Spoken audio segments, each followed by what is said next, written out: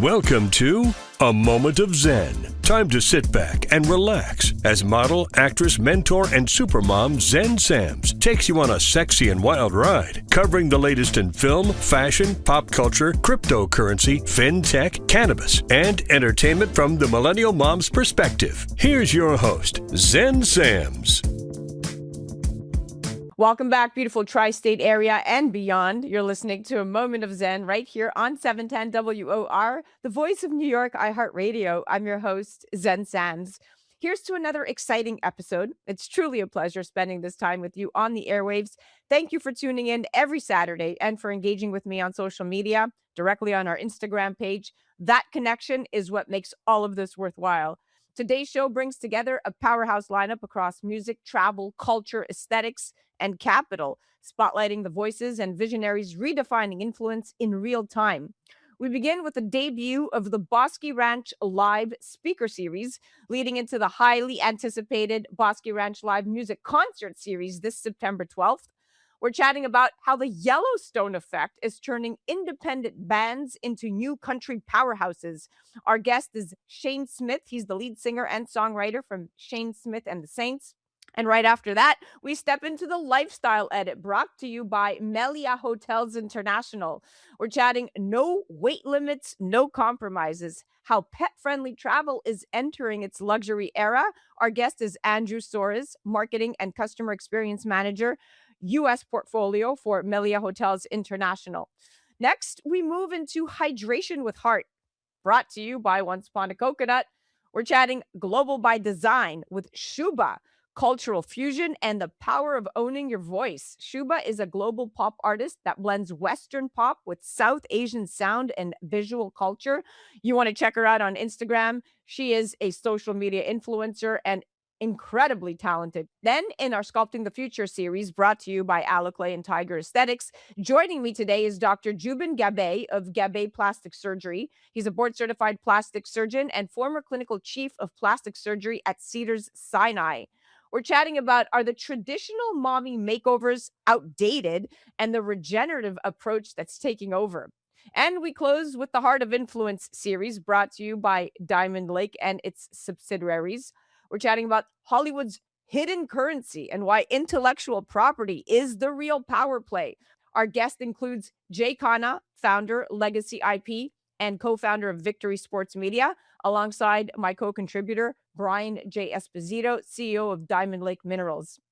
You're listening to A Moment of Xen right here on 710 WOR, the voice of New York, iHeartRadio, where culture, innovation, and influence converge. Stay tuned. We'll be right back with Shane Smith. He's the lead singer and songwriter from Shane Smith and the Saints. We'll be right back after this. A Moment of Xen is brought to you by Tortora Promotions, specializing in white glove digital marketing, social media management, professional videography, and PR services. Based in New York City and partnering with hundreds of businesses nationwide, they deliver proven strategies that bring more customers through the door. If your old marketing methods aren't keeping up, Tortora Promotions can step in to help you stay ahead. Grow your brand and drive real results. Reach out today and follow them on Instagram at Tortora Promotions. Your business deserves it. Welcome back, beautiful New York tri-state area and beyond. You're listening to A Moment of Xen right here on 710 WOR, the voice of New York, iHeartRadio. I'm your host, Xen Sams. Today, we're debuting the Bosi Ranch live speaker series, leading up to one of the most anticipated music experiences of the year, the Bosi Ranch live music concert series, happening this September at the ranch, Texas headquarters of filmmaker and storyteller Taylor Sheridan. And if you've spent any time inside Sheridan's television universe, whether it's Yellowstone, 1883, or the hit drama Landman, you may have noticed something remarkable. The music in these shows isn't just background. It behaves almost like another character in the cast. It sets the emotional tone, it drives the narrative, and perhaps most importantly, it introduces audiences to artists they might never have discovered otherwise. Industry analysts now call this the phenomenon the Yellowstone Effect. And according to music analytics firm Illuminate, songs featured on Yellowstone have experienced streaming spikes ranging from 200% to well over 1,000% within days of airing, with many independent artists suddenly seeing their touring audiences and fan bases multiply almost overnight. Which brings us to today's conversation. We're going to be chatting how the Yellowstone Effect is turning independent bands into new country powerhouses. Joining us now to kick off the Bosque Ranch live speaker series is Shane Smith, the lead singer and songwriter behind Shane Smith and the Saints. Their blend of red dirt country, folk, and roadhouse rock caught the attention of millions when their song All I See Is You appeared in Yellowstone, with additional music featured in Landman, placing them squarely in the storytelling universe created by Taylor Sheridan. Now, as one of the featured artists connected to the Bosque Ranch live concert series, Shane represents a powerful shift happening across the music industry, the rise of the independent artist in the streaming era. Shane, welcome to the show, superstar. Hey there, how are you? So excited to have you on. Yeah, glad to be here. Thanks for having me. You are really talented, my friend, and that helps a great deal. But let's talk about the road before the spotlight. So before the national spotlight arrived, you and the band spent years doing what many musicians still consider the real proving ground, right? The road. Dive bars, dance halls, small venues. I mean, sometimes playing hundreds of shows a year. So looking back now, how did those early years grinding it out on the road shape the identity and really the chemistry of Shane Smith and the Saints? I think honestly, it gave us a lot of opportunity to find our own sound and to figure out who we want to be as a band. If I'm being honest with you, there wasn't the pressure of being signed to a label almost immediately out the gates to where we don't even know who we are yet. We don't even know what we're trying to become. We had a decade of figuring that out before we got any kind of an opportunity at all. And so I think in a way that's a blessing. You know, a lot of people could say, oh, well, man, it's taken us forever to catch a break or whatever. But I saw it kind of as a blessing in that we were a lot more prepared than we would have been by the time it actually happened for us. And Shane, that's such a powerful reminder that the artists who build longevity in this industry are often the ones who first build their audiences face to face, long before the algorithms ever catch up. And I think, your history and your journey leading up to obviously the Bosque Ranch here speaks volumes. So congratulations again. Not everybody can execute. No, thank you. I appreciate that. So let's chat about the Yellowstone Effect. So let's talk about the moment many fans discovered your music. Okay, so the placement of All I See Is You on Yellowstone introduced your sound to millions of viewers. And we've seen similar surges across the show's soundtrack. So, for example, when Whiskey Myers appeared on the show, their album jumped to #1 on the iTunes country chart, really just demonstrating how powerful that very exposure can be. So when that episode aired, what changed the most for you, whether it was streaming numbers, ticket sales, or the way new fans started discovering your music? Um, I think it was honestly all of the above. The streaming, we went like we had never really been like featured on the app Shazam, where it's like you hear a song at a restaurant or somewhere, and you use the Shazam app to listen and figure out what the song is. We had gone to like #1 or #2, I think, on Shazam like immediately, and I want to say it was like within the first like evening that that song was featured. I want to say it was like 700,000 times people had Shazammed it, like just during the live episode. And so it's like things like that that was crazy for us. You know, we hadn't experienced anything like that before. And anyway, so yeah, like at that point we had built out like I think 250,000 monthly listeners on Spotify, but those were all people that we had gained from touring. We had never been on a single Spotify playlist. We had never been featured on anything at all, in terms of like algorithmic playlists or editorial playlists that you see on Spotify. We had never gotten on anything, but we had built up that 250,000 monthly listeners just by like touring our butts off. It's so you had that many people roughly out there waiting for us to have a moment. There were, for us to get a win, it was them getting a win as well, which was so cool to have a fan base that shares your experiences like that. And anyway, so it all just, I think of it more of like a, rather than a viral moment, it just like connected so many dots for our fans that were already out there. And it just helped us to immediately see our Spotify numbers go up. A lot of our social media helped as well. But it was primarily like our listenership and just our name awareness, honestly, and our music awareness. That really highlights how storytelling and music do intersect in a very powerful way, because Yeah, when a song appears in a moment that resonates with audiences, it stops being background. It really becomes part of the emotional memory of the story. You did such a fantastic job with that song. So now let's talk about the rise of the independent artist. So one of the most fascinating things about your career, Shane, is that so much of it has happened outside the traditional Nashville, if you will, label machine, right? I mean, right. you got like to what you just alluded to, you got streaming platforms like Spotify and Apple Music. They've created opportunities for artists to really reach global audiences independently, but it still takes an incredible amount of work to stand out. So, do you feel like there were do you feel like we're witnessing a real shift where independent artists can build careers through touring, streaming, and direct fan connection rather than just relying solely on the traditional label system? Yeah, I think it's like a trade-off, right? Because it's like you could sell 100 physical CDs and make $1,000. Like that's just cash in hand that might help you get fuel and get you down the road for your next show. But you also the trade-off of like the streaming thing is like you could have 1,000 streams or let's say even 10,000 streams of a song, and you're probably not going to be paid a fraction of what you would have made off of selling those CDs, right? And but the difference is you have an opportunity to, if people are searching it out, they have the ability to search you out globally all across the world. They can find you if your music is on that platform. And so it's like it's a trade-off. Like some people would rather see it the old way, some people would like to see it the new way. I think the reality though is that you really have to land those playlist spots if you're wanting to see big growth and so it's definitely a trade-off right now. It's a big learning curve for a lot of folks that have come up the old way like us, honestly.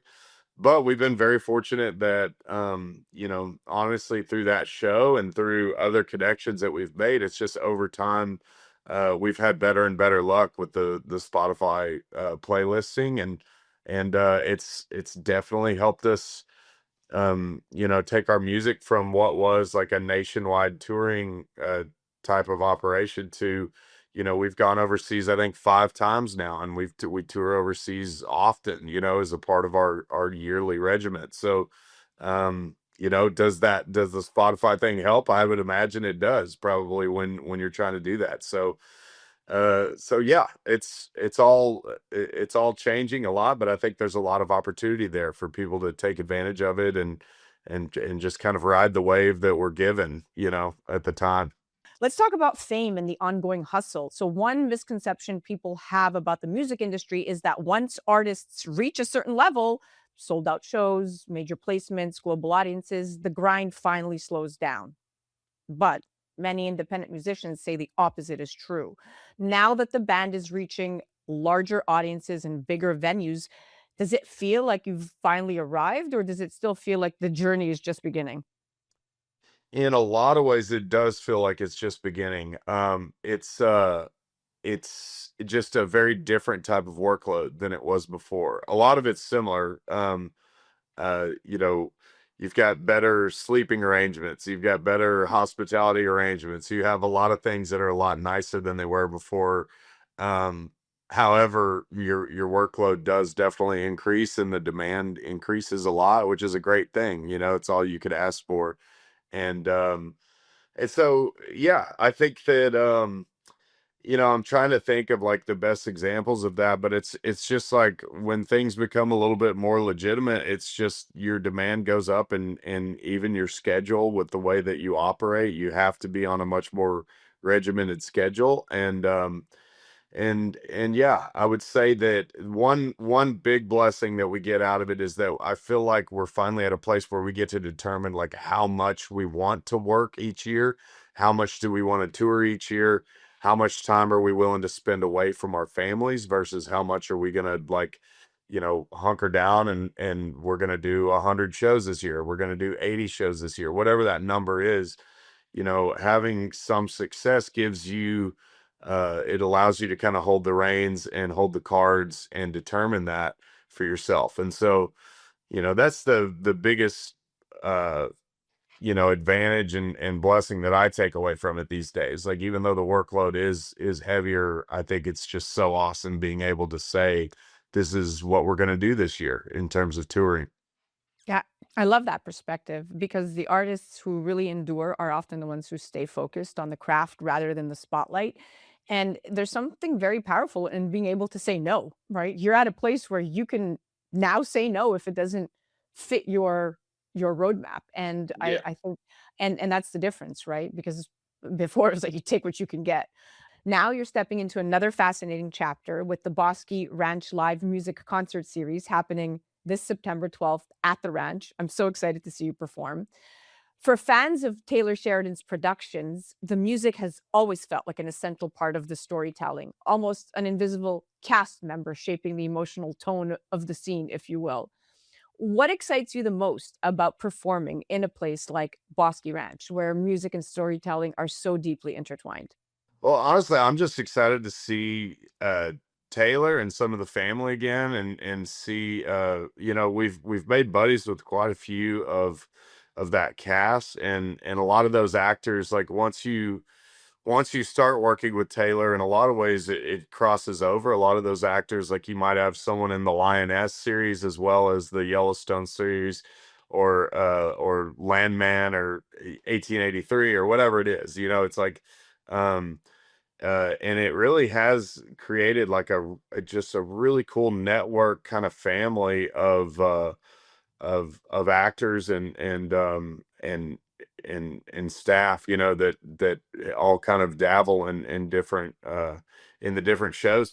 And a lot of times at events like this, we get to catch up and say what's up to them. And so, anyways, I'm just looking forward to, the camaraderie and the hang, and obviously the Bosque Ranch is a beautiful place. We got to, play out there several years ago, and yeah, I'm looking forward to it. I think we'll be drawing a pretty great fan base out of the DFW area for it, and it should be a hell of a time.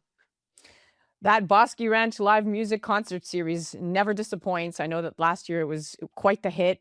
Everyone's anticipating what surprises will be unveiled, and the experiences I heard are epic. So I definitely can't wait to be there myself. And it's really a unique intersection of Hollywood and live music, almost like stepping directly into the soundtrack itself, if you will.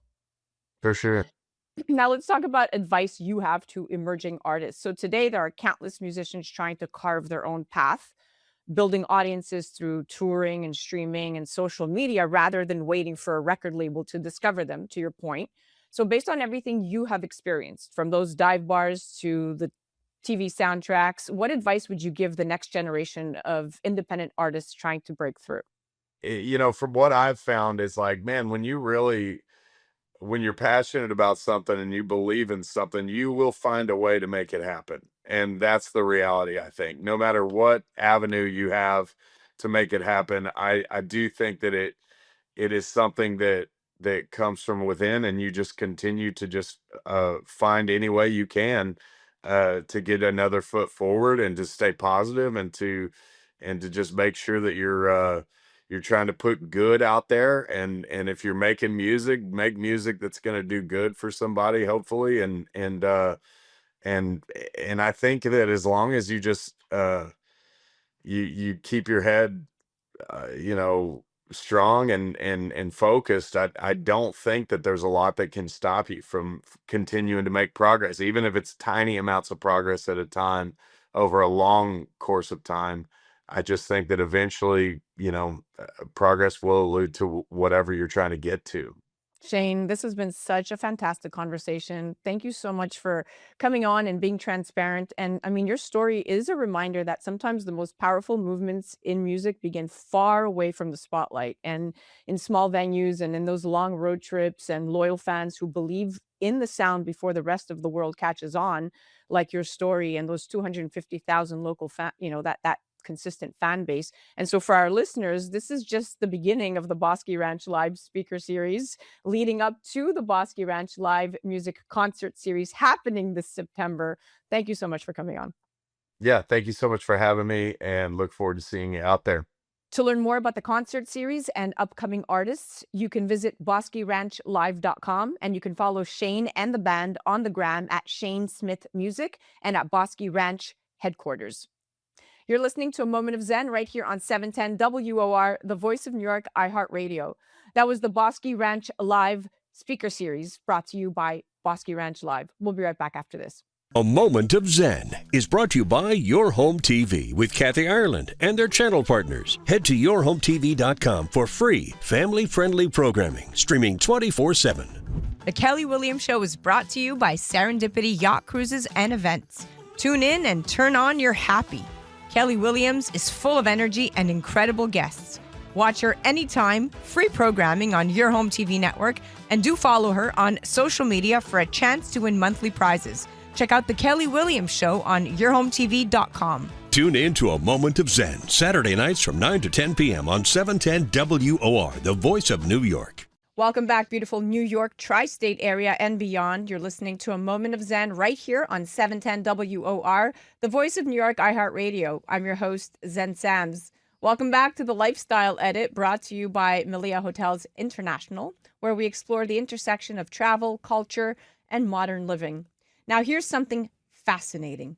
According to the American Pet Products Association, Americans spend more than $143 billion on their pets in 2023, and that's a number that continues to climb as pets increasingly become central members of the family.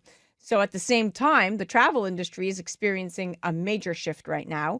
The surveys show that roughly 75% of U.S. pet owners say that they prefer to travel with their pets rather than leave them behind. But historically, pet-friendly hotels often came with caveats, weight limits, restricted areas, or policies that made travelers feel like their four-legged companions were more tolerated than welcomed. Today, that philosophy is rapidly changing. So from check-in to treat time, a new standard for pet-friendly luxury travel is definitely emerging, one that recognizes that when families travel, pets travel too. And joining me today is someone helping lead that evolution. Andrew Soares is the Marketing and Customer Experience Manager for the U.S. portfolio of hotels at Meliá Hotels International.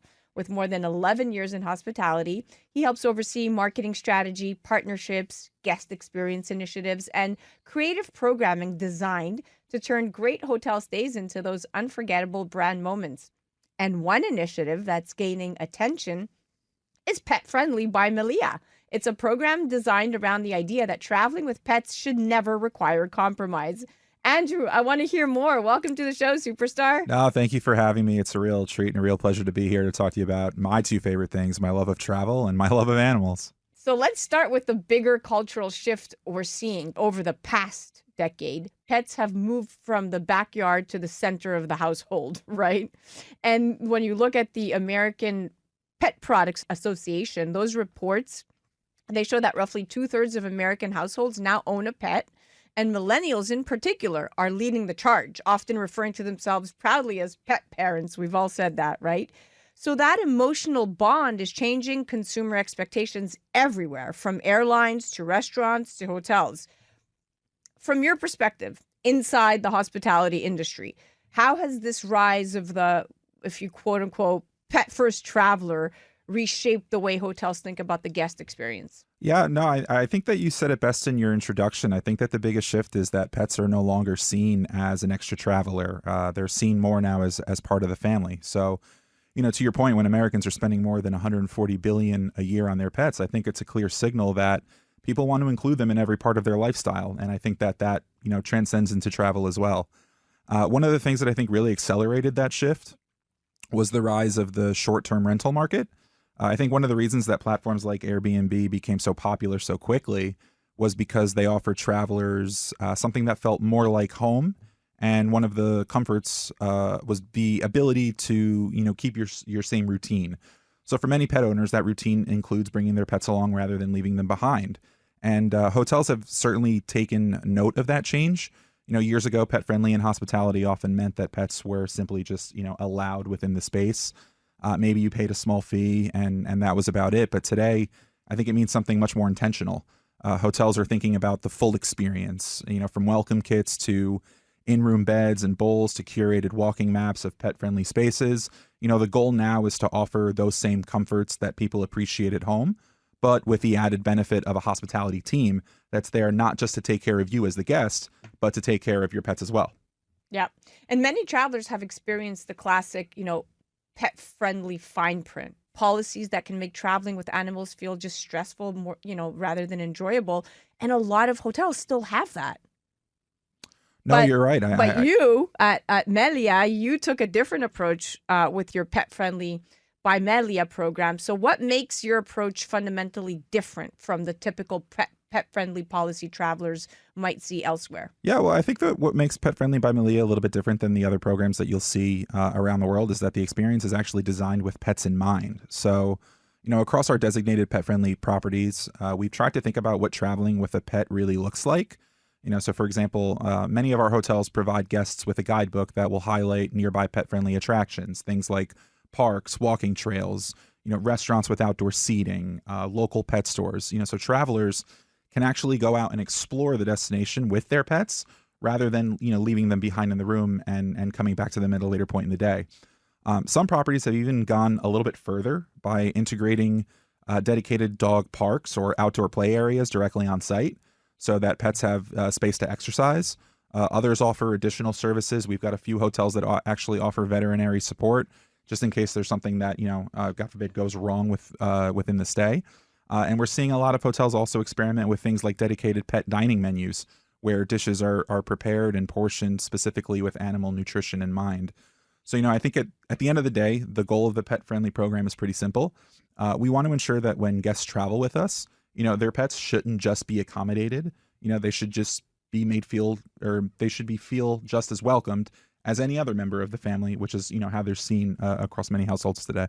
Yeah, and I love that philosophy, Andrew, because when hospitality brands truly understand their guests' lifestyles, they're actually able to create experiences that really feel thoughtful rather than just transactional. And what you're describing is very well thought out. I mean, having a pet menu, having pet attractions, having veterinary on site, those are rewriting the narrative. Now, one feature that really stands out is something that pet owners immediately notice: the no wait limits. This is interesting to me. So for many travelers with larger dogs, that restriction has historically been a major barrier when booking hotels. Why was it important for Meliá to remove those limits and create a more inclusive policy for pet travelers? Yeah. So, speaking from personal experience, I have a Bernese Mountain Dog who's right at the 100-pound mark. And I know firsthand how challenging it can be to find places that would accept a dog of that size. Traveling with a large pet often comes with a little bit of added stress, right? It's not just about, finding a space that will accommodate them, but it's about knowing that it's a space where your dog will feel safe, where they'll feel comfortable, where they'll feel cared for, while you're out enjoying your vacation as well. And too often we find that large breeds are excluded simply because of their size, even though many of them, like your St. Bernards, your Newfoundlands, your Bernese Mountain Dogs, there are actually some of the more incredibly gentle, calm, and affectionate dogs within the spectrum. So when we designed Pet Friendly by Meliá, we wanted to make sure that no pet was left behind because of their size. Bigger dogs deserve the same joy, the same comfort, and the same freedom to explore that smaller dogs do. And by removing the weight limit and designing spaces and services that accommodate pets of all sizes, we allow families to truly bring everyone along, and not just the easy to accommodate pets. So we feel that it's about giving owners peace of mind, first and foremost, and letting the smaller pups as well as the gentle giants enjoy the travel that they deserve as well. Because I think that all of my fellow pet owners will agree that our dogs deserve to be pampered and spoiled for all of the love that they provide us in our everyday lives. Now, another detail I love is that this program isn't just about policies, it's about experience design. So from those curated welcome kits that you talked about to destination pet guides, it sounds like Meliá is thinking about the stay through the lens of both the traveler and the pet. I love this. So what are some of the thoughtful touches guests can expect when they arrive with their pets at a Meliá property? Yeah. So at a bare minimum, every hotel that's in the Pet Friendly by Meliá program will provide the basic essentials. We'll provide pet bedding, dishware, so that'll be a dog bowl for food and for water.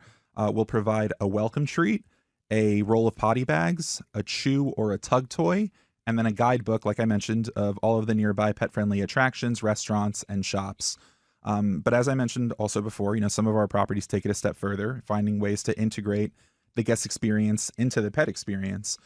So for example, at Meliá Orlando, there's an entire on-site dog park with a setup that you'd expect to see at an agility course, which gives pets a chance to run, to play, and to challenge themselves in a safe environment. In Madrid, at our Gran Meliá Palacio de los Duques, guests can actually enjoy dog walking and dog grooming services. So while you're treating yourself to a spa experience, your pet is right next door getting pampered as well. And then right here in New York, a little bit closer to home, at Inside New York Nomad, there's a dedicated pet menu that features chicken and fish-based dishes that come complete with sides. And they're all handcrafted and portioned according to the size of the pet. And we find that it's, these thoughtful touches that transform stay from being just pet friendly to one that's being something convenient and truly memorable. That kind of attention to detail, and it's very specific details, that really elevates the experience, because those small moments are what turn a hotel stay into a real memory. And Meliá has some fantastic properties right here, right under our nose. Like you said, Nomad 27th Street. So for travelers listening right now who want to plan their next getaway with their pets, which destinations are at the top of your list?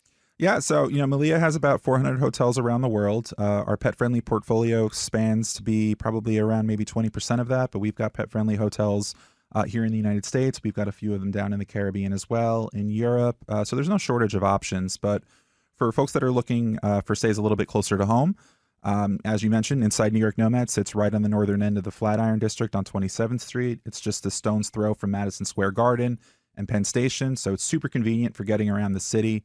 There are plenty of parks, there are plenty of walking routes, pet-friendly restaurants nearby, one inside the hotel itself. So your furry companion doesn't have to stay at home. They don't have to stay in the room as well. At the same time, down in Florida, we have a property in the self-proclaimed vacation capital of the world, in Meliá Orlando Celebration, which is just outside the main gate of Walt Disney World. One of the great benefits is that this hotel is about a 10-minute drive from all of the parks, so you're well within the main areas of the tourism corridor. But when you're done, with your day visiting the Kingdom of the Mouse, you can come back and enjoy that small town relaxed vibe with your family and with your pets as well. So those are the two main ones that we have within the United States. But, looking ahead, we are continuing to grow. We're excited about a new project that we're going to open in Miami, hopefully in the second or third quarter of 2027, which will give pet travelers even more options along the East Coast. That sounds like the kind of trip both humans and their furry companions would definitely remember. So definitely head to Meliá.com to find those pet-friendly destinations. The goal, in any one of our hotels, and any one of our associates will tell you, is that whether you have 2 legs, whether you have 4, ultimately we want every person in the family to feel like the vacation is for everyone that's stepping foot into our doors. Wow. It's really exciting to see hospitality evolve in a way that truly reflects how people live today. And I love that you are at the forefront of that narrative. Well, Andrew, thank you so much for joining us today and sharing how Meliá Hotels is really redefining what it means to travel with the entire family, paws included. No, thank you so much for having me. It was real fun to be here. For all those listening and watching, if you'd like to explore destinations, learn more about Pet Friendly by Meliá, or start planning your next getaway, you can visit Meliá.com and be sure to follow along with inspiration and travel updates on Instagram that we're constantly posting. You can go directly on the gram and follow all of their accounts at Meliá.hotels.international, at Meliá Rewards, at Inside New York, and at Meliá Orlando. Because when travel evolves to include every member of the family, the experience becomes that much richer. This has been the Lifestyle Edit brought to you by Meliá Hotels International. And of course, you're listening to A Moment of Zen right here on 710 WOR, the voice of New York, iHeartRadio. We'll be right back after this. A Moment of Zen is brought to you by Meliá Hotels International. From Mallorca to the world, our story began over 6 decades ago and continues across some of the most sought-after destinations on Earth. From luxury hotels that blend Mediterranean character with European prestige to destination-designed all-inclusive resorts celebrating local culture through immersive experiences, this is what we offer our guests. This is who we are. We are Meliá. Discover more at Meliá.com. Welcome back, beautiful New York tri-state area and beyond. You're listening to A Moment of Zen right here on 710 WOR, the voice of New York, iHeartRadio. I'm your host, Zen Sams. Welcome back to the Hydration with Heart series brought to you by Once Upon a Coconut, because staying hydrated isn't just about wellness, it's about showing up fully in your purpose. Today's guest is a perfect example of that. Shuba is a global pop artist blending Western pop with South Asian sound and visual culture. Known for her striking aesthetics and dance-driven performances, she's built an independent international audience of over 10 million listeners and viewers. Her work sits at the intersection of music, culture, and modern femininity. And what I love most is that she's doing it all her way, without waiting for permission. Shuba's story is about identity, self-trust, and what happens when you lean into who you are instead of sanding yourself down to fit a mold. And that's exactly what we're diving into today.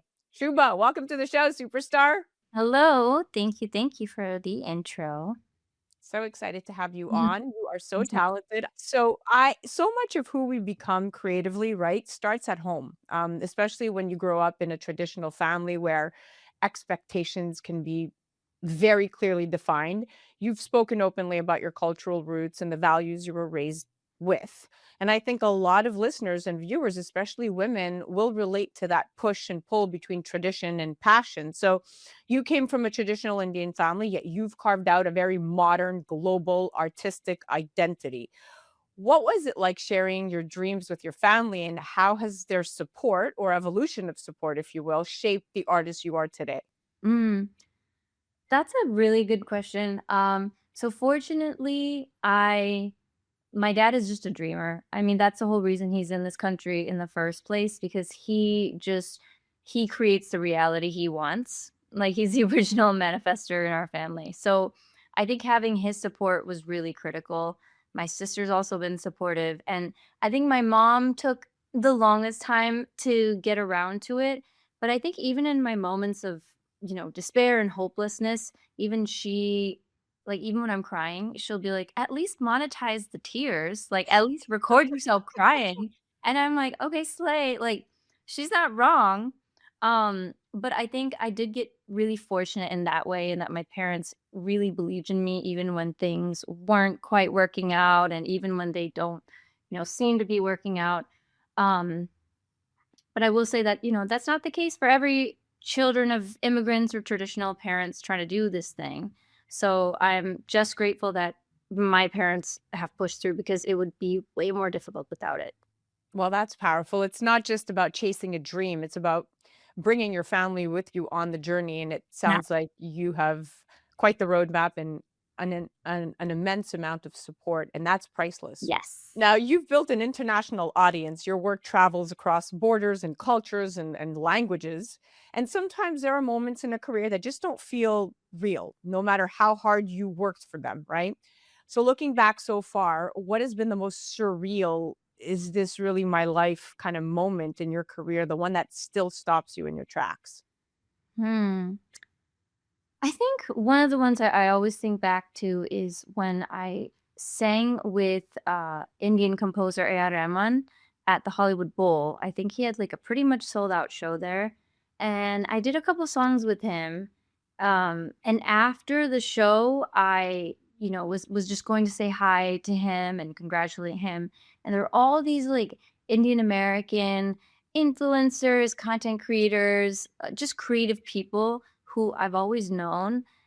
And I was like, "Oh my god, wait, I'm like one of them," and they know me. Like, we all know each other. Like, I'm almost there. And it was just the day after where I really just I realized everything was actually happening, and that's when I just started breaking down and crying because I was so grateful, um, that, this is, like, the company I'm with. I got goosebumps. You kind of transported me back to that moment. So let's chat virality and visibility. We are living in a time where virality can change everything overnight, right? Yeah. But it can also be fleeting if it's not rooted in something real. You didn't just go viral once. You built momentum and turned visibility into what call longevity, right? So, how did navigating virality shape your confidence as an artist? And what did you learn about yourself once millions of people were suddenly watching and listening? Mm. Well, thanks for saying that. I think I think it's kind of you kind of answered it in the question. It's like I learned that it's real.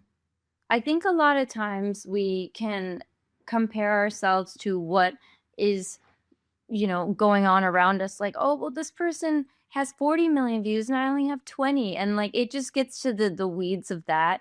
But then I think I just always have to step back, and every time I go viral or pick up a new skill, I'm just learning new skills.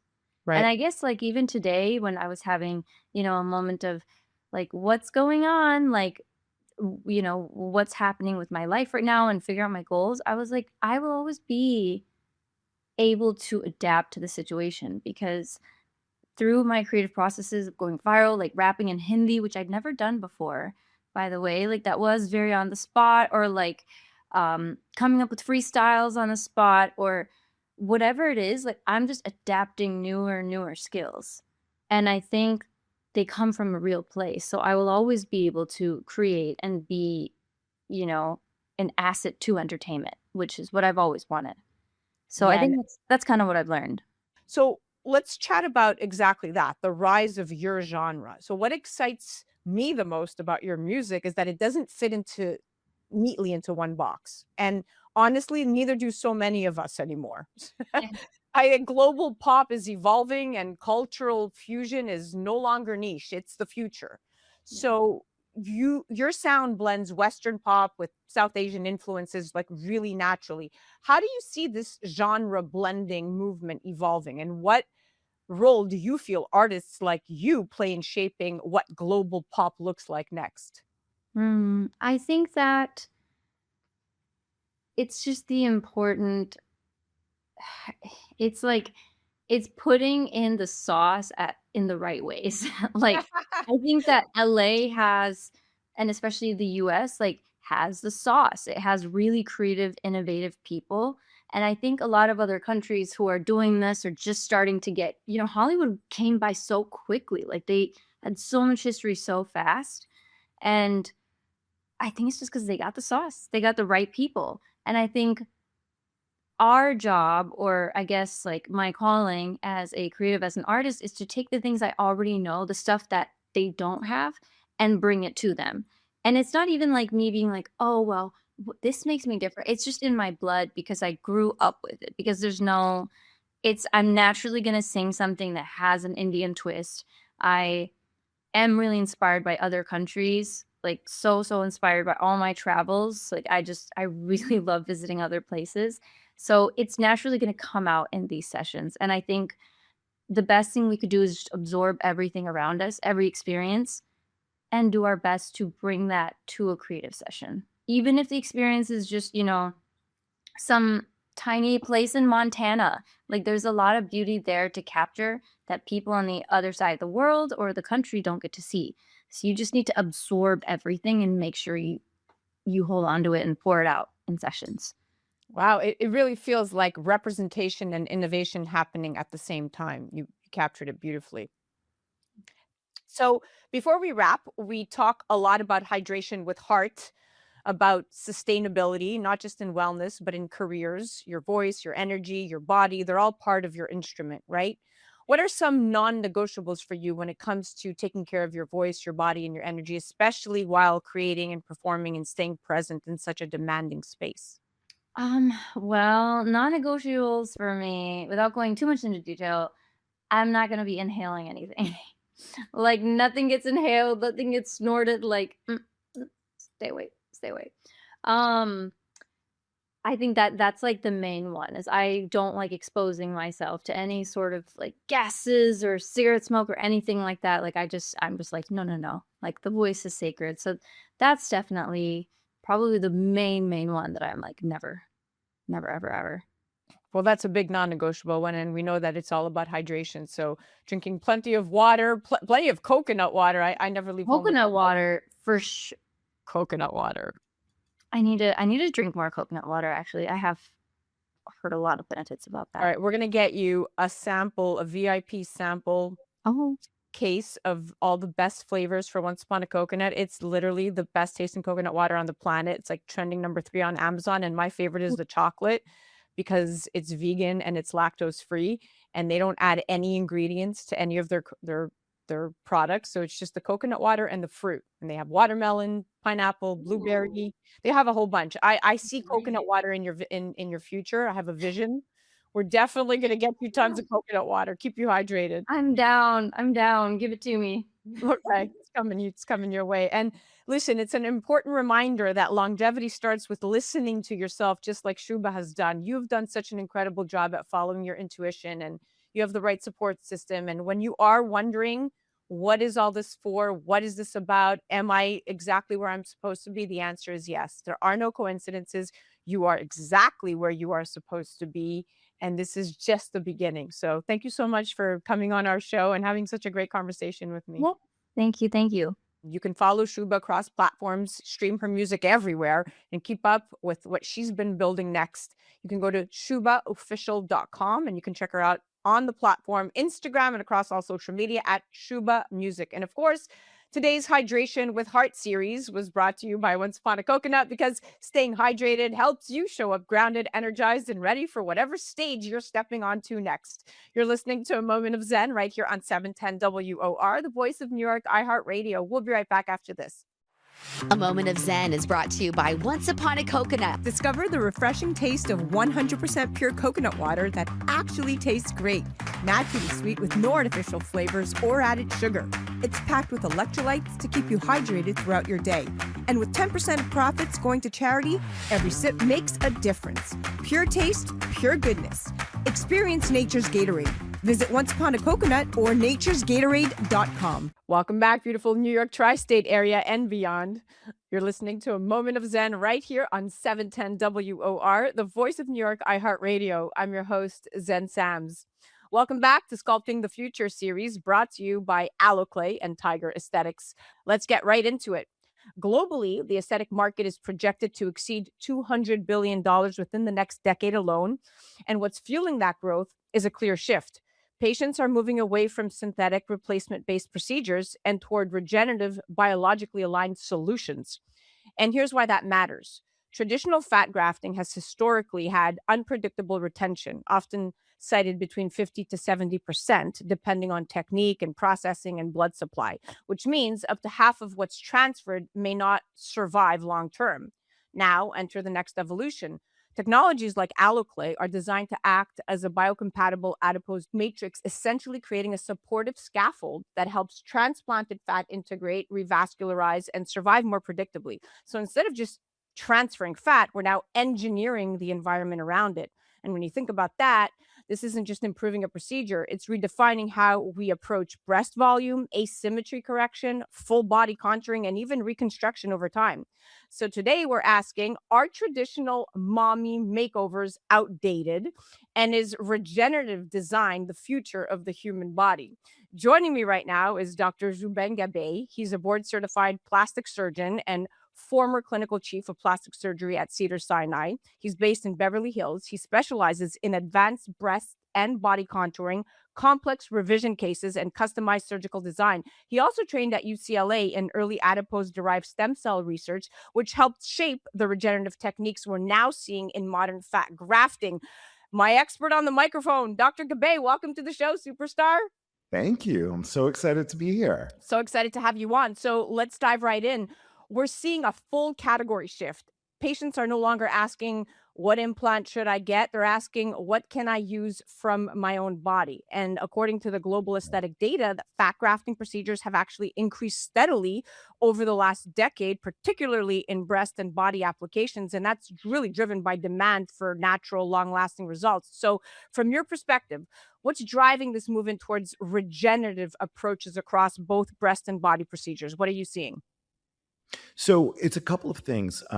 For one, the technology is just getting better. We're getting so much better at using your own body's stuff to achieve the results you want. So our fat grafts are taking better. We have products like Alloclay that are emerging into the market that allow us to use some variation of personal fat. And I think the other thing is that we're looking at trends that people want less crazy, dramatic, truly fake results. So, we're going towards more natural by using more natural and by looking more natural. And I think that's a critical shift because we're moving from a model of replacement to regeneration. And that really fundamentally changes both the outcome and the long term relationship patients have with their bodies, right? I think that's at the core of it all. So, but let's talk about the core problem why products like Alloclay exist. So, one of the biggest limitations historically has been fat survival. We know that fat cells require a blood supply to live, and without proper integration, they simply don't last. That's why Mhm. retention rates have been inconsistent. Now, what Alloclay is designed to do based on its platform is provide a structural, biologically compatible matrix that supports cellular signaling and vascular ingrowth, essentially helping our bodies accept and sustain the grafted fat. So, what have been the biggest limitations, doctor, of traditional fat grafting, and how do regenerative platforms like Alloclay help solve those challenges in layman's terms? Let's give a story. The first breast augmentation ever done was someone who took a huge lipoma, a big fatty tumor from somewhere else in someone's body. They just popped it into the breast thinking, hey, this will be great. It'll be a big breast augmentation. Guess what? It didn't work. And it didn't work for several reasons. The biggest was there was no way that that person's body could integrate, could get blood vessels in there and make that thing stay alive. So the next steps, we learn from that what needs to happen. Our biggest problems with fat grafting are things like not enough retention because it's put in not in the best way, or the fat cells simply can't stay alive long enough until the body starts creeping in there. So we've improved our technology and our techniques of putting in small amounts of fat into the body to allow the body to grow. We have improved the quality of the stuff that we're putting in there so that it really is more ready for the body to integrate, getting rid of other sort of unnecessary products that you get from the fat. And we're just doing a lot of adjunct things. Now, with things like Alloclay, it kills two birds with one stone. Alloclay is fat that's taken from cadavers. You remove the DNA from that, you remove the lipid from that. So initially it comes in as just this thing that adds bulk and volume. But because it is from a body and because it is autologous to you, so it's something that your body recognizes later on, it becomes this perfect scaffold and signal to your body to say, hey, I can have fat in here. Why don't you bring in my fat stem cells? Why don't we start little by little integrating and growing our own fat so that rather than simply breaking down the sort of foreign ish material, your body uses it as something to grow into and make potentially a great long lasting and long term solution. So it's super exciting. Wow. And I mean, and that's where this becomes a real advancement, right? Because we're not just placing tissue, we're supporting it at a cellular level, which is what ultimately determines whether results last, like you said. Now, I want to chat about the breast applications. So, Mhm. when most people hear breast enhancement, they think implants, but that conversation is expanding. We're now seeing fat grafting used for subtle volume enhancement, correcting Mhm. asymmetry, softening the implant edges, and now even staged reconstruction over time, specifically with a product like Alloclay. And studies have shown that whether it's Alloclay or fat grafting, it does improve the volume. But skin quality and tissue health, which is a completely different value proposition are still kind of at the forefront of this conversation. So how are you using regenerative fat grafting across the spectrum? I mean, from enhancement to correction to reconstruction, and tell me where alloclave fits into this conversation. Absolutely. So it's actually all over the place. You know, traditionally, anytime someone came to me saying, "Hey, listen, I want a big breast augmentation and I want to do it with fat," I kind of had to walk them back a little bit and say, "Look, if you want significant fullness like what you see on, this picture or whatever, the only thing that's going to work is a breast augmentation with an implant." And we're still pretty much there for larger volume, more round augmentation.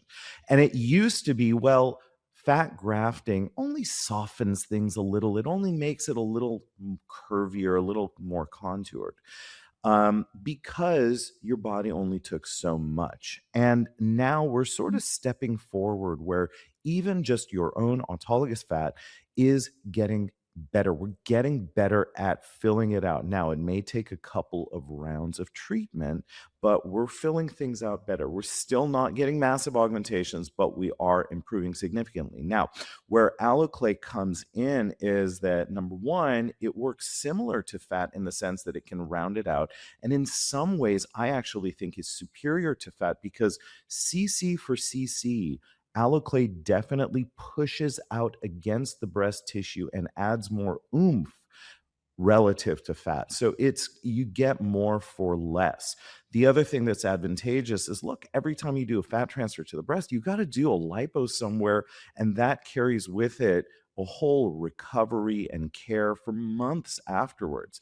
The good thing with alloclave is that you can now do this, you add that little bit of volume without a big recovery afterwards. So now it's a lot better, or it's an easier proposition to our patients to say, "Hey, listen, come in, we'll add a little volume, we'll get some roundness, come in again in a few months, we'll do some more, and we can build up on it much more easily than saying, okay, I'm going to put you through a big surgical procedure now, and then again, and you got a recovery, which is a big pain." Right.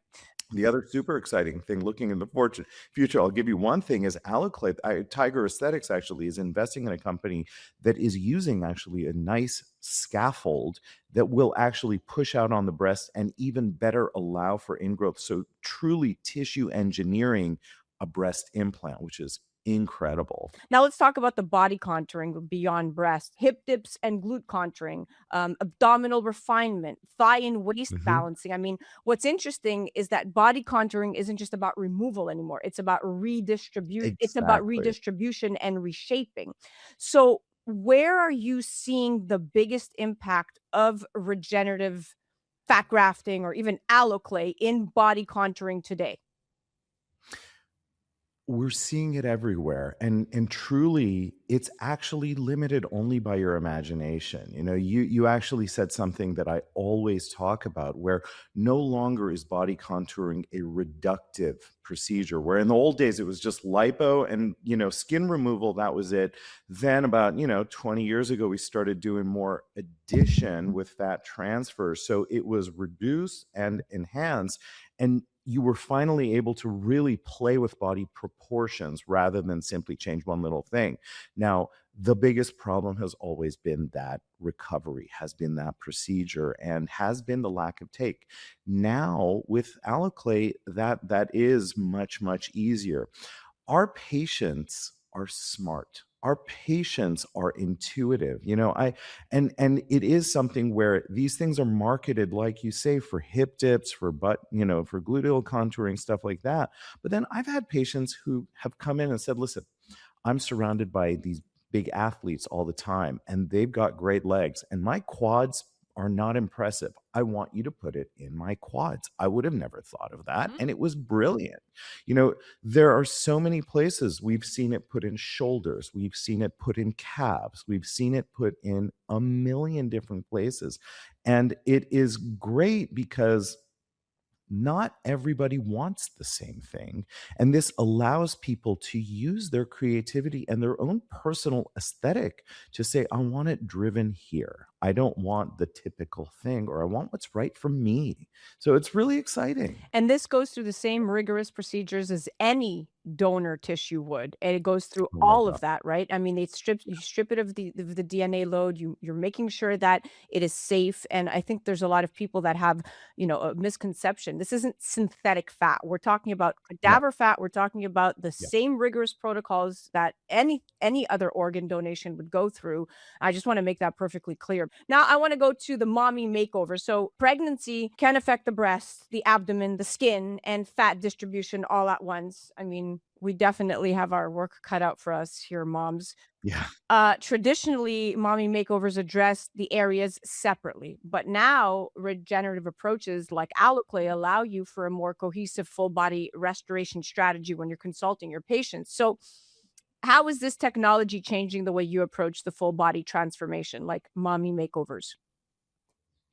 The mommy makeover has always been really the biggest operation of a body contouring specialist. And just to spell it out, a mommy makeover is 2 or more procedures that will address the changes after pregnancy. And traditionally it's been you go to the OR, you're in there for a good 4, 6, 7, 8 hours, and you're doing the breasts, you're doing a tummy tuck, you're doing fat transfer to the butt. And it can be a massive procedure, often with a pretty challenging recovery. Well, now with the technology that we're growing, we can do these things still as a big cohesive procedure, but then we can also touch up in the outpatient setting. We can do things in a much more targeted way. We can actually do a big thing and then see how the body settles down and then say, hey, listen, let's add a little bit of alloclay here to give some more enhancement. Let's take a little bit more away here in the office under local for, to touch it up here. So we are now able to just give our patients more options in terms of how they do it and more refinement of their result to get it from here to here, to really just take every result to the maximal extent we can, rather than just saying, well, that was good enough. We were in the OR for a long time. We did what we could. Yeah, without a doubt. And I mean, and I think that integration is everything because the body really doesn't exist in parts. And now the approach finally reflects Right. that. Absolutely. Absolutely. So let's chat about the longevity and the tissue quality. So patients today are thinking long term. We've been saying this throughout this whole interview. They're asking, how will this look in 10 years, 15 years? And that's Mhm. where I believe regenerative approaches stand out, right? Because instead of Yeah. introducing foreign material, you're working with living tissue that evolves with the body over time. I'm living proof of that. I am a patient of alloclays and it's in my breasts. Now, how Right. does alloclay impact long-term tissue quality and the way results age over time? So traditional fillers, basically the idea is you put something in there, little by little, the body breaks it down. And after a year, 2 years, whatever, it's gone and you got to put more back. Alloclay is given to the FDA basically as that, but all of the science points towards something totally different. The goal with alloclay and the basic science that supports and our evolution of experience is pointing towards something where, as we talked about, it's a structure you put in there. Little by little, rather than simply breaking it down, your body starts sending in its own fat derived stem cells and ultimately puts in its own fat, so that you're literally creating a city in a desert, right? You're taking a place where it had no fat and building something that actually is a long-lasting, sustainable fat environment, so that the goal will be long term. It doesn't all go away. It stays there and it creates something that is what you want for the long term. Now, we're going to wait and see how that goes. There are definitely going to be further advancements, but that is the most exciting hope for alloclay. And again, it's what we're seeing in this long term. And when you bring fat to some place, it also changes the whole environment. It improves the quality of the skin overlying that area. It improves the softness of that area. It can even improve functional things like reduce pain in certain scarred in areas or other really damaging area or damaged aspects of the body. So it's going to be something that long term is going to be a game changer in how we address our And patients. that's the difference between the short-term fixes and the long-term strategies, which is Right. exactly where this industry is headed. And you're right. I mean, there had been a lot of confusion, and there still is around fat transfer. I mean, some women say, "Hey, it's unpredictable," and their doctors back that, which is true. I mean, it's temporary. Others will say, like you said, it doesn't have the adipose matrix and it doesn't have that structure to maintain it. And many don't realize how advanced the science has become with options like aloe clay. So I really think that we're headed in the right direction here. And I'm glad that you clarified all of this, all the differences, because I certainly learned a lot today. So thank you for being my expert on the microphone. I truly appreciate you being here with us today. Absolutely. This is great. Love to talk about this, and I hope it helped everyone listening. And a huge thank you to Aloclay and Tiger Aesthetics for leading the regenerative movement, bringing forward solutions that are not just about enhancement, but about restoration, structure, and longevity. And it's exactly why we have these conversations, because sculpting the future is about understanding where medicine is going next. And of course, a big thank you to the good doctor, Dr. Jubin Gabay. You could learn more at gabayplasticsurgery.com and on the gram at Gabay Plastic Surgery. That's Gabay with two B's, Gabbay. You're listening to A Moment of Zen right here on 710 WOR, the voice of New York, iHeartRadio. That was Sculpting the Future series, brought to you by Aloclay and Tiger Aesthetics. We'll be right back after this. A Moment of Zen is brought to you by Skin by Sari. Nationally recognized injector Sari Katz is redefining cosmetic treatments with an approach that's subtle, precise, and confidence-driven. Whether you're new to injectables or looking for an expert touch, Sari creates results that enhance your natural features. Never mask them. Discover what personalized aesthetics should feel like. To learn more, visit skinbysari.com or follow at skinbysari on Instagram. Welcome back, beautiful New York tri-state area and beyond. You're listening to A Moment of Zen right here on 710 WOR, the voice of New York, iHeartRadio. I'm your host, Zen Sams. Welcome back to the Heart of Influence series, brought to you by Diamond Lake and its subsidiaries, where we explore the intersection of leadership, innovation, and the ideas shaping the future of global industries. Now, here's something fascinating happening behind the scenes in Hollywood right now. The real power in entertainment isn't just the film or the series anymore. It's the IP behind the story. Because a powerful narrative today doesn't live in just one place. It can expand into streaming platforms, sports documentaries, docuseries, and global franchises that travel across audiences and cultures. And the numbers are staggering. The global media and entertainment industry now exceeds $2.8 trillion, with streaming platforms aggressively competing for premium content and long-term libraries of intellectual property that can attract audiences worldwide. So today we're exploring what I like to call Hollywood's hidden currency, why intellectual property has become the new power in film, sports, and streaming. And joining us is Jay Khanna, film and TV producer and media entrepreneur and founder of Legacy IP and co-founder of Victory Sports Media, which develops premium sports documentaries and storytelling around iconic athletes and cultural moments in sports. And joining me, as always, is my Heart of Influence co-contributor, Brian J. Esposito, CEO of Diamond Lake Minerals and founder of Esposito Intellectual Enterprises. Welcome to the show, superstars. Oh, it's so great What a to great be here, intro. Sam. I think we're done. Yeah, I'm good. Let's check out. All right. We're going to rock and roll. Jay, I'm going to start with you. You spent Yeah. more than 2 decades inside one of Hollywood's most influential production ecosystems. From your vantage point, when you look inside the industry, when you look at how Hollywood operates today compared to when you first started, what has changed the most about how stories are developed and financed and ultimately brought to audiences? Well, again, I've been around for, I'd say 29 plus years. I think the biggest change is, everything's moved upstream. It used to be that you sold an idea into a system and hoped it got made. Now it's about owning and originating IP from day one. It's not just creative anymore, like kind of how we view projects and work with talent. It's very strategic. Who's the audience? How does it travel? How does it monetize? And I think for us, which has been exciting, that all the financing has opened up. It comes from brands, athletes, family offices.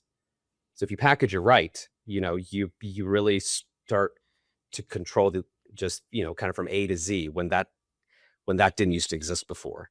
And I mean, Jay, you've actually been right at the center of that shift, particularly in the sports storytelling space, right? So Good. through Victory Sports Media, you've developed projects with iconic athletes and major networks, including documentary storytelling that really connects sports with culture and identity. Why do you think sports documentaries and athlete-driven stories particularly have become some of the most powerful and fastest growing storytelling formats in the streaming era? It's validated. It's a universal language that we all know and love and understand. There's not a lot of backstory that you have to get. There's not a lot of tutorial. And at the core of it though, too, and we say this when we're doing doc, it's not really about the sport, right? These are all human interest stories. All the sports are set there as a backdrop of something which we can relate to, whether it's soccer, basketball, football, but it's really us. And I think honestly, it speaks to the audience, that the audience is looking for that type of connection. And I think sports is just the one thing that does check off all the themes of life that we're all going through. And I think as I said, there's so much stuff out there, so much content, the phone, all the streaming stuff. So what do you want to watch? What inspires you? What can you sit down with your partner, with your family? It's the other part of it too. So for us as producers, we have to create content, that does check off a box of like, okay, it's for everybody. It's not just for myself and Brian, which he and I Right. are the audience for everything, which is easy. So Right. for us, we're easy. We'll watch highlights. But what's the narrative? What's the story? What are we learning from it? How is it inspiring? And it's interesting. It's not even just about athletes. We're doing a project now on the Seattle Seahawks. And it's interesting because of how much of an influence it's having in just Seattle itself as a city. So now there's a whole ecosystem that we're affecting, which we're going to influence. So after we finish with our doc, and this is stuff that we'll talk about next, but it gets into really kind of, it just brings people together too in a big way, which is what we'll end up doing just with our doc and having local screenings and getting all the stadium involved and so like it's really interesting. It's a great tool, for us, we call them movies, docs, but it's actually a tool. It's really, our job is just to execute in a very creative way. So it's that there's still an interesting narrative that's being told. Right. Yeah. And so, Brian, I want to bring you in here. So, you look at these trends through the lens of emerging tech and institutional growth, right? So, when you see this massive rush towards IP, how does that change the way investors and founders should be looking at content? I mean, is it still just entertainment, or is it now a hard financial asset? Oh, combination of both. And I got to say, one of the most important things to think about when it comes to sport is this is a fan base that is already built in. So when you look at the print and advertising and marketing dollars that traditionally would have to go into promoting a new piece of IP, it's there. The audience is there. So when you drop something about a team, about a player, about an icon, they're waiting at the gates to go and see it or just watch it on some streaming channel. So when that's embedded, there's a lot of less work, energy, and resources that have to go into something to get people excited. It's already there. And I love the sense and nostalgia these pieces have. Like Jay and I were talking last night. I watched the Yogi Berra one 5 times. Like I wasn't around in that era. I wish I was. I feel like my soul was, but this body wasn't. I watched Nolan Ryan one 3 times. There's just certain ones that, based upon my life, I was a baseball player, so I connect with that. You live vicariously through these people. You spent time and money to go to these games. Your dad or your mom or your brother took you. Like there's a lot of history that you feel like you're part of it. And then you have people that take it to another level that wear the jerseys that think that they're actually playing on the field. Like I'm not that person, but there's all different levels of the sports enthusiast. And you can even look at how much people pay to go to a Super Bowl game. Like the amount of money people will pay to be part of something is incredible. So when you have great content being created about that icon or about that team, you resurrect really good revenue streams and channels for these IP owners. Yeah. And that's such a powerful point, what you just said, because suddenly that moment in time a film, a documentary, that sports, like you said, that those moments, they're not just entertainment. It becomes a foundation for licensing and distribution and tech partnerships and even entirely new business ecosystems, right? From your perspective, looking at emerging technologies and global markets, how do you see the future of media evolving when intellectual property can potentially be tokenized and financed differently or expanded into new digital ecosystems that really allow creators and investors to participate in the long-term value of a story? There's nothing more a fan would do than have closer proximity to their favorite team or player. And if it's through a token mechanism where now in the past the teams are owned by family members or a group of GPs that own a majority of the team or large investment firms, the fans outside of a few teams that the fans are actually own the teams. The only way that you participated was you were a season ticket holder. You got maybe you made enough money to own box seats or suites, and you bought exclusive merchandise, maybe if you were offered it. But when you have the tokenization element, you have now the ability to have a further connectivity to that IP, which would be the team or the player themselves. And I think the NIL movement is going to help force a lot of these teams that were stuck on trying to figure that out know how to keep that machine moving, because the younger generations, they understand crypto and tokenization. They're utilizing this tool now to monetize their own skills and passions and talents.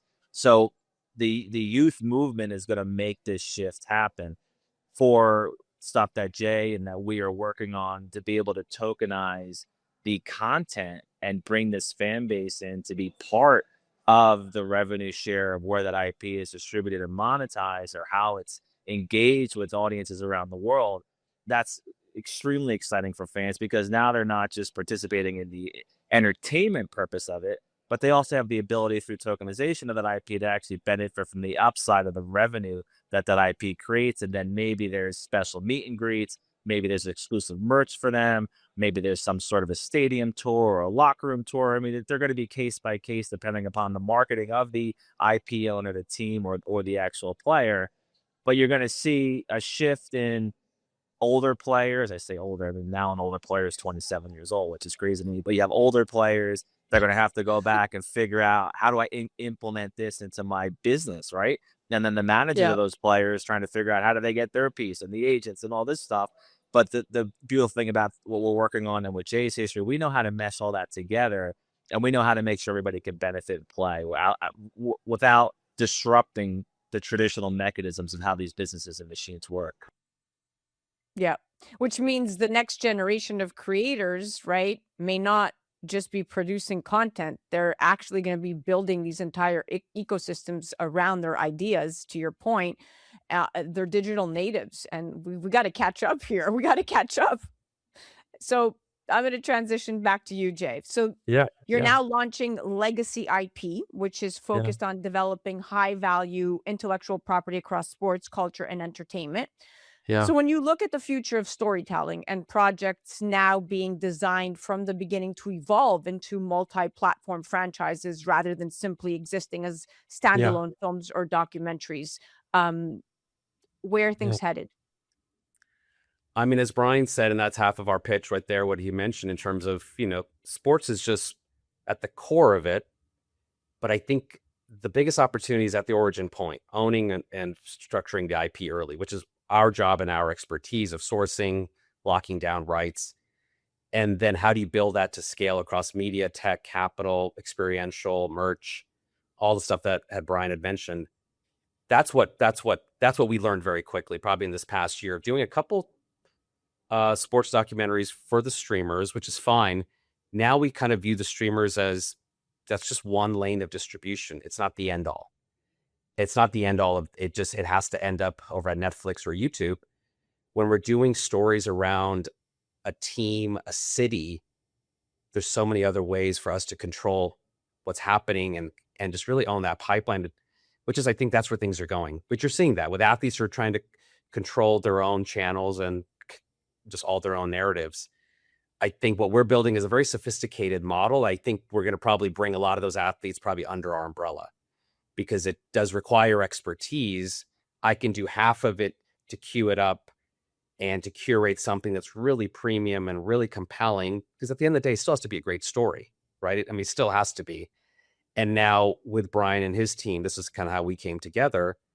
Okay, now how do we amplify this? And we're just scratching the surface. We're just talking about the US. We haven't even gone, you know, gone over just internationally. And there's some sports stories have come to us around soccer and cricket and rugby and things that are just massive in other international markets. So yeah, that's Yeah. where things are going. Yeah. Well, because the real opportunity today, right? You said it, that we've been talking about it throughout this entire segment, isn't just producing great content. It's building Yeah. something that can live across film Yeah. and streaming and sports media and global audiences, and can evoke emotion and can keep the audience engaged, all while teaching, but at the same time keeping that ownership exactly on the platform that it belongs, and Yeah. putting that power back to the people, both, financially and from a content perspective. 100%. Yeah. So, Brian, for entrepreneurs and creators listening and watching, um, that shift is incredibly important. What advice would you give to creators and founders and innovators who want to think about their ideas not just as content, but as scalable intellectual property that can grow into something much bigger over time? Yeah, I mean that's got to be on your forefront of your mind, especially as an athlete, because, and I don't like to put this energy out there, but you're one slide tackle or throw away from your career being over, right? So while you're have the ability to perform your skill without an injury, you got to take advantage of these opportunities and these new financial mechanisms and ways to connect with your fan base, with a fan base that you want to reach. How do you monetize your IP, which is your own skill? How do you capture that in a beautiful, elegant way, which Jay and his history is incredible at? And then that has to be part of your strategy on how do you monetize yourself. I mean, we talk about this with other creators in the music world, and we talked about this with Adam and Sub to Legion. It's got to be part of your thought process, and if it's not part of your thought process, it's got to be part of your support system's thought process. Is you need to have this type of IP machine around you, creating that, capturing that, and being able to distribute that out to the right channels. And that's all part of your package and your value proposition, where either you can hopefully own yourself when you go into making deals with teams or leagues or creators or producers. If the more IP that you can create and own and control, which is what Jay and I are working on to really help these talent be able to do that, the more control you have over the destiny of your own life, of what you want to do with your life, how you want to live your life, and where do you want to make your money from. And if you can have a fan base really connect with you as an athlete and really be on that journey with you, and if that can start as a teenager because you're utilizing some of these skills, and then you get signed into a Division I school, and all of a sudden your value increases because now you have an NIL deal. And then because you've created this machine and you have all this support system around you, you're capturing all this correctly, you get signed into a professional team or a league. The multiplier of your value isn't just on your skills anymore. It's about your reach and the community that you've built around you. And this is what people have to think about. Again, as doom and gloom as it sounds, you have to think about that, because you could not be playing after a game, your next game, because of an injury or something that happens to you. So you have to find ways to And make as much money as you possibly can, and ethically and correctly. wow, well, this has been a masterclass in the new economy of storytelling, without a doubt. It's not just about what you see on the screen, it's about really who owns the rights to the future. So, gentlemen, big thanks to both of you. Jay, thank you so much for coming on and Likewise. for all your Great to see you. Yeah. incredible insights. And well, Brian, thank you so much for always contributing the best of our experts on the microphone do. Thank you. Thank you, my friend. Thanks, guys. Jay, for staying. All right, you guys can check out Jay Khanna at victorysportsmedia.com, and you can check out Brian J. Esposito. Find him at diamondlakeminerals.com, and you can check him out on the gram at Brian_J_Esposito. You're listening to A Moment of Zen right here on 710 WOR, the voice of New York, iHeartRadio. That was the Heart of Influence series, brought to you by Diamond Lake and its subsidiaries. We'll be right back after this. A Moment of Zen is brought to you by the Fieldhouse in Northvale, New Jersey, a vibrant and fresh take on youth and adult sports and family fun, and home to the New Jersey Thunder softball program. Plan unforgettable birthday parties or private events, or explore camps and programs that keep kids active and inspired. Take time for yourself in adult leagues or rent a field or court with friends. From a cutting-edge gaming cave to hitting and pitching centers and top-tier sports instructors, the Fieldhouse is reigniting the next generation of play. Head to njfieldhouse.com. Well, that's a wrap, my beautiful New York tri-state area and beyond. You've been listening to A Moment of Zen right here on 710 WOR, the voice of New York, iHeartRadio.